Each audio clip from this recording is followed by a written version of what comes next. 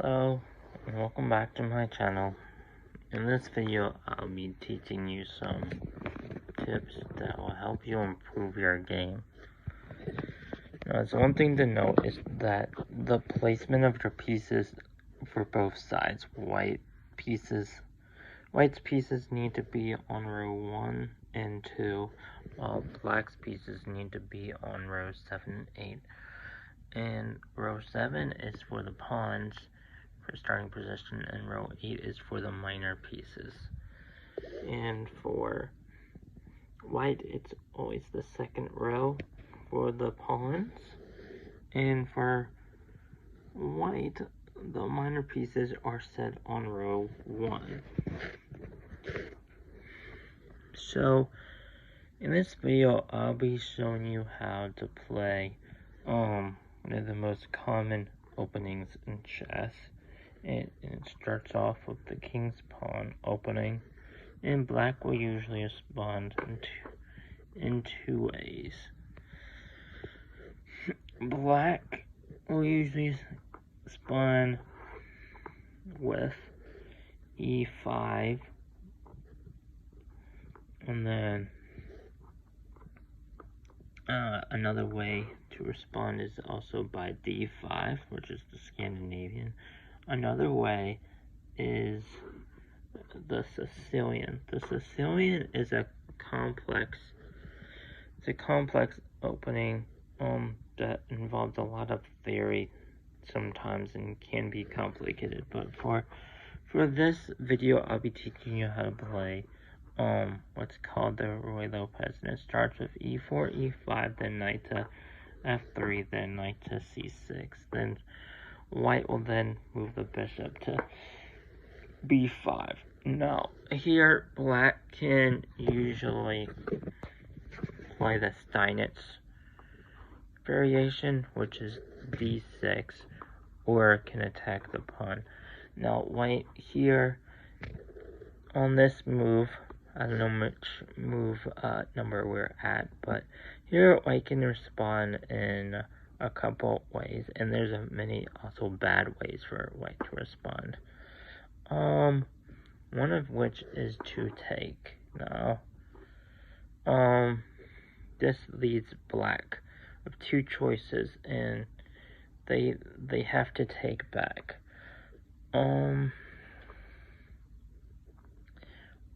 Because if they don't, then, and they just play a simple move, like, let's say here, or let's just say here, then white can play knight to e5 and bring the queen out and threaten checkmate. So black really doesn't want to do that, or you really shouldn't do that if you're black. So there's only two options here if white takes your knight. So one of them is to always attack, capture back the end piece to the center, while if you're trying to recapture with the center pawn on d7, you are to capture diagonally, so you're going to the outwards. Both of them are good, and both of them have their ways.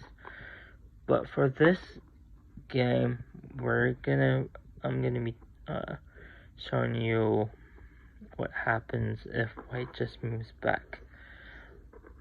So,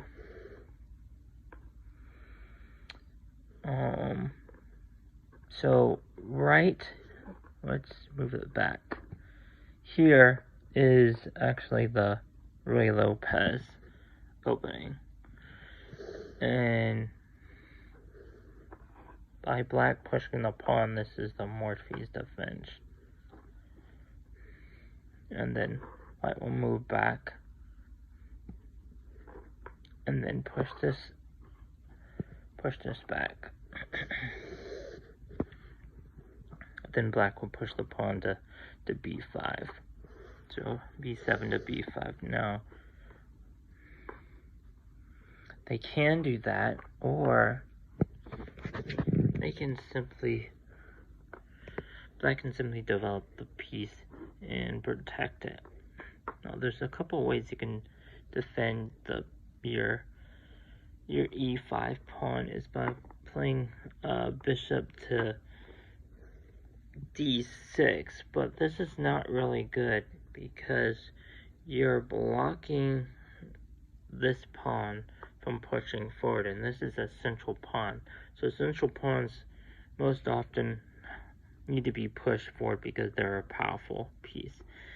Same with the outward pawns, though. They're also powerful, like h2 and a2 and h7 and a7. They're both good pieces, as you see for here, the Roy Lopez. For this variant, black pushed the h pawn to push the white bishop back. So here, it's not really good. Another way you can defend is you can also, again, bring your queen out. Now, this is not really part of the theory to bring the queen out, because bringing a queen out early is not really good. Now there's some parts where bringing your queen out is good, but for this opening it's not really. It's a good try and it's a good attempt, but you can end up wounding yourself in a bad position, because not only are you doing that, but you're blocking your own bishop out. So if anything, best is to just play bishop to c5. So f8 to c5. Why? Is because you're putting pressure on white's king side pawn, white's f pawn, which is essential for protection when white castles. This is why normally when this happens, I'll go ahead and castle, but you gotta be careful, because if white's knight wasn't here, that would be a big threat. No, although it doesn't seem like a big threat, because if white just castles, which can sometimes be played, and let's just say this knight was maybe right here instead, and black did play the move f6 on their next move, trying to threaten checkmate. It's not really a checkmate, because one, white can move out of the way, which is good, and two, you have your rook here. In either way black tries to capture, white will recapture back with the rook, and your king is sufficiently defended. Rather here, now it's even defended even more, and in this case, now we have two pieces defending the knight, which the knight is doing a good job defending the pawns, which are defending the king, and this would be a protected king in this case. So in this case, black would need to pin the knight, but it can't be pinned because of this pawn on d7. So in that case, the best move here would to go all the way back and to just play a simpler move, which is to push this pawn. Now, this does open up the queen side, but because both players haven't castled, it's not really a bad choice. And because you're adding more protection to your central pawn, and because white doesn't want to lose their important bishop, which is the light squared bishop, most often not, it will remain here until black tries to threaten it, or it will most likely go back to b3. This is good because it puts pressure on black's king side. And now black also has to be aware that they aren't even castled yet. While if you look at white's pieces, they're all set up for a kingside castle. Stay tuned for part 2.